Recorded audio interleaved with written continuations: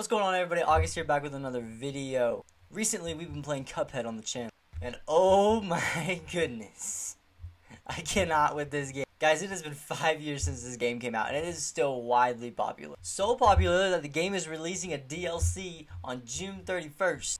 Oh, have the nightmares come true. And it got its very own Netflix TV show with a season 2 pending. So let's answer this question. Why is this game so popular? Well, the most obvious reason is that it's based off a 1930s cartoon. Let me tell you guys, everything about this game is perfect. I cannot find a simple thing that's wrong with it. The amount of time that the creators put into this game is ridiculous.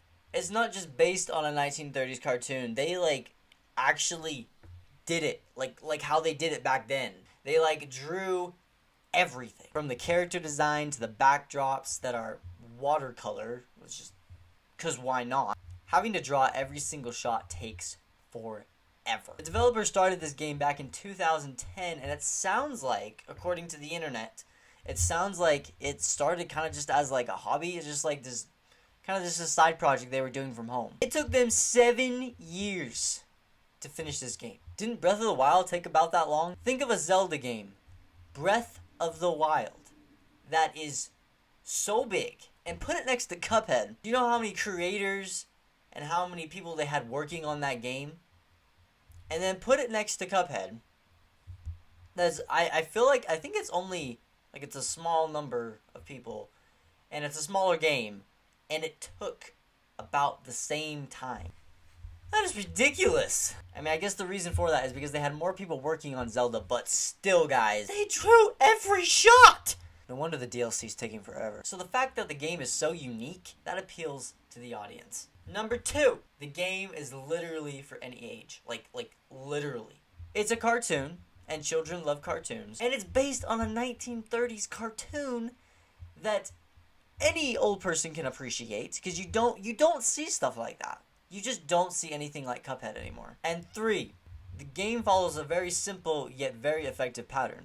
If you think about it, every level is the same. It's boss fight after boss fight. Yeah, maybe a run and gun here and there, but mostly this game is focused around the boss fights that have the same technique, really. But still, you don't find yourself bored. But the developers knew how to make every single boss fight unique. Are we giving this game enough credit? And for those reasons, I know that this game will be popular for a very long time and have people coming back to play it over and over and over again. I've already played it over and over again. Even though I'm dying over and over and over again, you find yourself wanting to keep going back for more and keep trying until you finally beat the boss. And when you do, it is the most satisfying feeling ever. So what did I think of the game? I just finished it on the channel. What do I think of it? Well, I think you already know what I think of it. The game is perfect.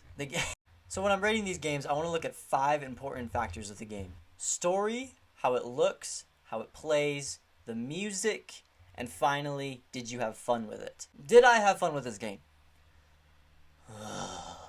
Was the story amazing? It was fine. Here's the thing. You don't need a fantastic, complicated plot twist story to satisfy. You really don't need that. And honestly, I would not expect it in a game like Cuphead. I think the story is perfect for what they were going for. Perfect. 10 out of 10. Now, if this was a story for a Zelda game or for something that wasn't based on a light and fluffy 1930s cartoon, I would say you need to do a little bit better there. But for a 1930s fun cartoon that's basically kind of meant for kids there, story's perfect. How does it look? Guys, it's amazing. I'm not about to get up here and be 9.5 because they didn't do this one thing on it. No, these people, it took them 7 years to make this game. I'm not about to give them a 9.5. They get a 10. 10 out of 10. Music. Okay, so I didn't think, I don't really know. It felt 1930. I wouldn't know. I feel like for the most part it fits 1930s. I don't know, but it felt cartoon 1930s, old style vibe to it. It did give me that vibe, and So for that, I would say that they did a fantastic job with the music. How does it play? It's so smooth. It is so smooth. Guys, it's perfect. I cannot find something wrong with this game. Was it fun? Yes, it was. At times it wasn't fun, but the game itself is very fun, if that made any sense at all. Dying over and over is not fun, but playing the game was. And when you finally beat the boss, it gives you the most satisfying feeling ever, which adds to the magic of the whole game.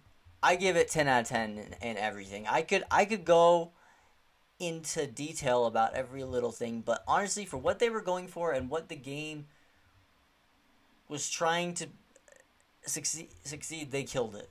You know, it makes me wonder how many indie developers out there have perfect games, you know, that we just haven't discovered, or, you know, just aren't out yet, or like they could be working on something right now that is absolutely amazing in every way. Anyways, thank you all so much for joining. Make sure to smash that like button and subscribe if you haven't already. Comment down below what your favorite part of the video was, and comment what you would like to see me play next. Make sure to spread love to everyone, and we will see you all later. Thanks, guys. Let's go!